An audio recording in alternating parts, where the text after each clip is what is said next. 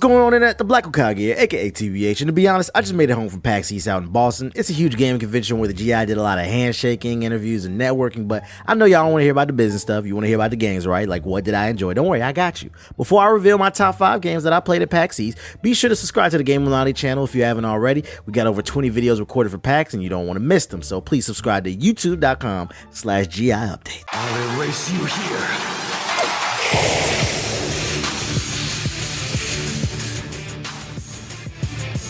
So coming in at the number 5 spot is a hidden gem that I ran into while on my way to an appointment for another game. I saw the game walking past it, I stopped and I said to the one-man dev team, I said, "You made this?" I was like, "Look, I got an appointment I got to go to right now and it's late in the day so I can't come back, so I'm going to circle back around tomorrow and I'm going to interview you." The name of that game was Melee Masters. Melee Masters is a party brawler obviously inspired by Super Smash Bros. Melee. It's being developed by one guy for PC and is built to appeal to the hardcore Smash community. He told me the game planned to launch with 8 original characters with more coming down the road. It would have online ranked and unranked matchmaking, offline multiplayer, it'd have a replay system, advanced AI, multiple training modes, alternate rules and physics, tournament mode, controller support, and night and day and snow versions of multiple maps. I mean, I love Super Smash Bros. And I love what he's doing with it, so if you want to support the game, then check out the link to his Kickstarter in the description box below. A closed beta is planned for this summer, so be on the lookout for Melee Masters. It could carve out its own niche in the community. So coming in at the number 4 spot is a game called Mages of Mystelia. Sorry if I butchered your name. Look, Mages is an action-adventure game where you play a wizard who can cast spells. The hook here is you can create your own spells, and I got a chance to interview one of the devs, and he was telling me there's so many different combinations of spells that you can create that he hasn't even seen them all himself. The game features this big crafting system where you mix and match different elements to create basically your own moveset. In our walkthrough, he opened the spell book, and in seconds, he created this triple fireball blast that bends corners with like telekinesis. He told me that you could use all these different elements and things that you can mix and match, and that everyone plays through. It's going to be different. The satisfying action and the unique spell bending, plus it has a story, it really caught my eye, and that's why I say you should keep your eyes on Mages of Mystelia.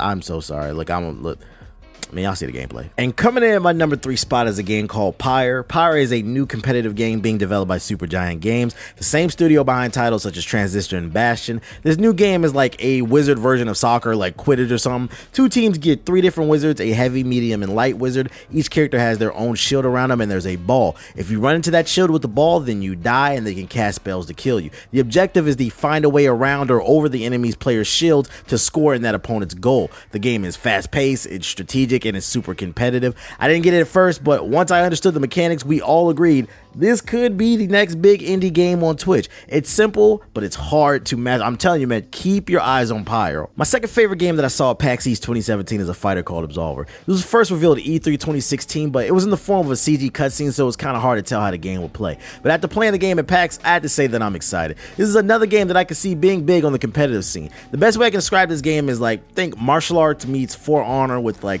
this hub world open campaign where people can literally fight you at any time while you're in the middle of the damn story. And I mean, the game will feature traditional 1v1 and 2v2 online match queues, but it also has a story mode. What makes Absolver interesting is it's easy to pick up, but it's hard to master. The game is a button masher, and it's not really a traditional fighter, but instead it's like this rhythm fighter. When you attack, there's a meter at the top left that you have to time your attacks with. I mean, you don't have to, but you should. So think of it like active reload from Gears, but it's always on. So if you time that attack correctly, you'll do a bit more damage. You can dodge, you can parry, and you can fake your enemy out. They have several different fighting styles, and each will allow 4 different stances that you can switch between using the analog stick. Each stance has its own combo set that you create in the menu system, and it's really deep sitting there creating your own fighting style. And the game is honestly like a deeper version of the For Honor formula, plus it has character customization. I was really digging this fighting title, I'm not gonna lie. Now, before we get into the number 1 spot, here are some honorable mentions.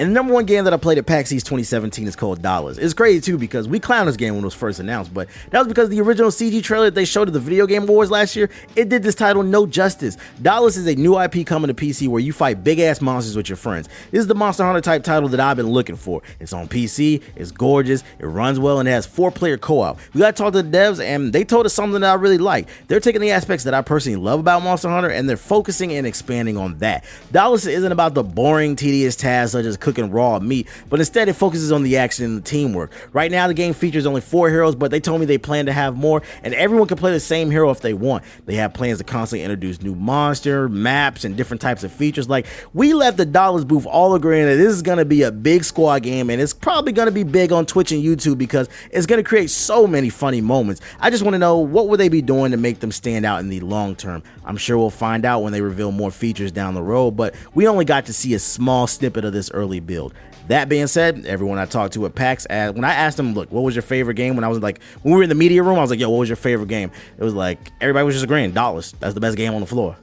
If I'm lying, I'm dying. And I ain't dead. And that was my 5 favorite games from PAX East 2017. Were you there? What did you like? Let me know in the comment section below, and when you're done, be sure to hit the like button, subscribe, and share on your favorite social media platforms. And if you enjoy my content and you want to check out some more, then be sure to click one of the thumbnails to the right of me. They're clickable on desktop and mobile, and for even more content, be sure to subscribe to my second channel over at youtube.com/GIUpdates. There will be a link in the description box below. That's where we'll be posting all of our PAX East content. I repeat, that's youtube.com/GIUpdates. There's a link in the description box below. Let it bless you.